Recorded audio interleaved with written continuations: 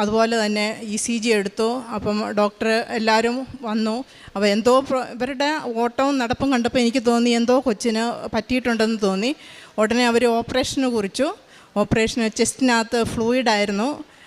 Fluid മുഴുവനും പഴുപ്പായിരുന്നു.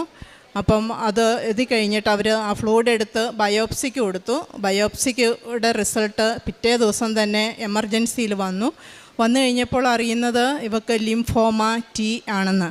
അപ്പോൾ doctor എന്നോട് ചോദിച്ചു, ഈ ഒരു കൊച്ചേ ഉള്ളോ എന്ന് ചോദിച്ചു. അത്രയ്ക്കും ക്രിട്ടിക്കലായിരുന്നു.